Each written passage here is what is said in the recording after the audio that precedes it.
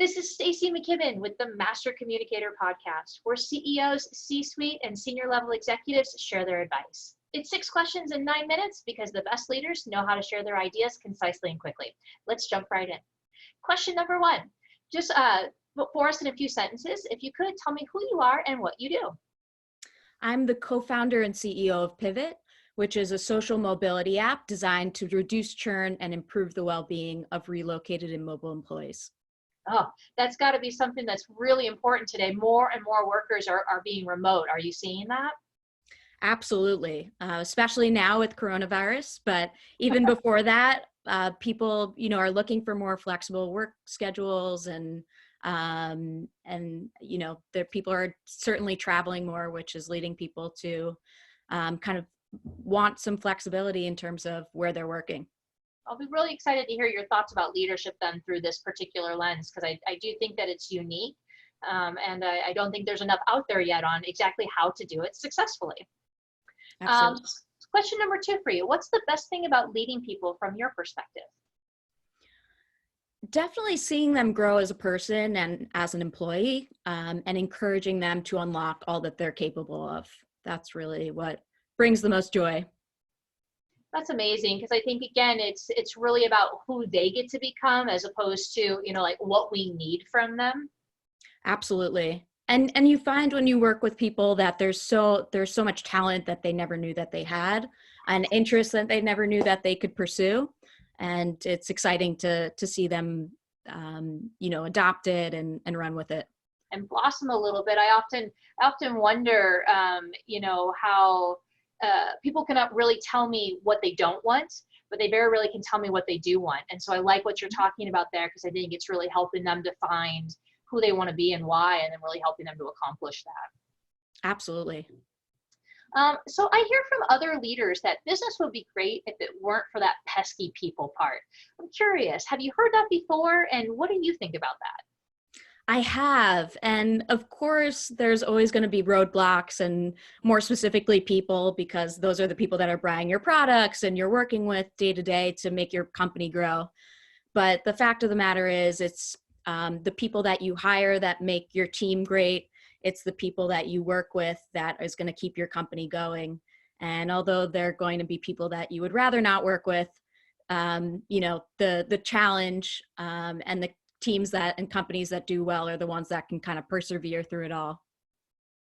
Yeah, I love to tell, my folks, that my managers that I work with, coaching somebody that's easy to coach, that's not really a real testament to your leadership skills. But coaching and developing those that are not easy to coach or that don't align with your personality style, that's the real mark of your craft. Absolutely. And just like everything else, you learn so much by interacting with different types of people. And that's what you have as a leader. And when you're interacting with so many people from, especially what we're doing at Pivt, where it's so many different people from different cultures and companies and countries, it's so important to have as much experience with, the good and the bad. Oh, and that's a whole nother podcast you just touched on right there, Lynn, the whole cultural differences, right? From, geography to geography and how that shows up. Okay, good. Noted. Sure. We'll do that one in the future. Question number 4 for you. What other successful business leaders like yourself should be on the podcast? In other words, who should we be listening to and paying attention to? There's a lot of great entrepreneurs. There's Jason at Credit Stacks that's doing a fantastic job, specifically in the mobility space, that I definitely suggest getting on the platform. My cat banker, who has a jewelry concierge service, is really, really interesting in the market and would be really insightful on here. A jewelry concierge. I've never heard of such a thing. Yeah. I recently started hearing of a plant consultant. Have you heard of a plant consultant? I have not. Yes. So this is somebody that actually knows enough about horticulture and plants to know, and your environments, to be able to come into small living spaces and make recommendations on what types of plant would be best suited for you. You know what? There's a need for everyone now. There really is. That's incredible. It's pretty interesting, right? So I kind of imagine a jewelry concierge, along the same lines, very specialized. But I'd love to learn more about what that type of business would do. Absolutely. What piece of advice about communication would you give to other leaders as you think about, burgeoning folks that are coming up and or even experienced leaders? What are some of your key takeaways from leadership that you think are important to pass along? I think the biggest thing is knowing how to listen. Mm, And then, after that, understanding how you can create value and receive value from that other person before engaging with them. That way you can be more direct and focused in your conversation. Being efficient in your speaking and then leaving them with clear next steps, I find really important. I often find that people they want to come in and they want to do a good job, right? I truly believe Sure. that about most people. I just think sometimes they don't know what that looks like. So Exactly. to your point of, clear expectations and, all that kind of stuff is important. But you said an important piece that before that, which was being prepared with what your expectations are, right? So it's like before even going in and talking to somebody else, it's what do you want and what are you expecting, and kind of having that design in your mind, starting with the end in mind first. Mm-hmm. Yeah, it makes it much more efficient when you go in there. What's the purpose of the conversation? What can I bring to them? What can they bring to me? Yeah. It becomes much more targeted and better use of time. And do you find too that, you go in it looking that you can always learn something from everybody, or do you find yourself where, you kind of only look for that with certain people or with certain, types of roles? Definitely feel as though you can always learn things from other people. And that's why, my number one advice was know how to listen, because you can learn from everyone, and that is important. Do you have any particular tips or tricks that you do for yourself to really improve your listening skills or to help you to, focus in and pay attention in this Uber world of dings and dongs and, notifications and, competing priorities? I'm curious, if you have any strategies that have worked for you.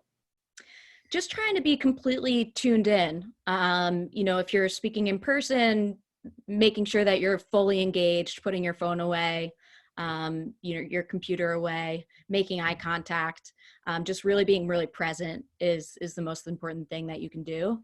If it's a longer, conversation or something that you need to remember things, taking notes, has been really helpful for me. And then following up with that person afterwards with some, points that we had discussed. Yeah, that's amazing.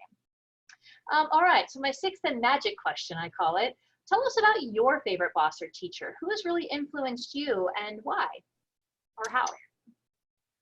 I'm really lucky. I've had so many. My boss at Bloomberg, though, particularly stands out.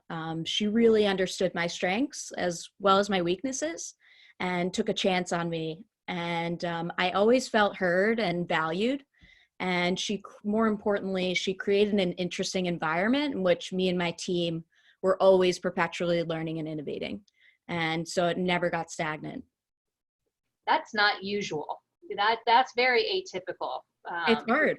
Yeah, would you agree with that? How did she do that? How did she keep things fresh for you guys? I think going back to how she understood our strengths and weaknesses, she knew where we could improve. She knew, the areas that interest us and that she could kind of dig a little deeper and push.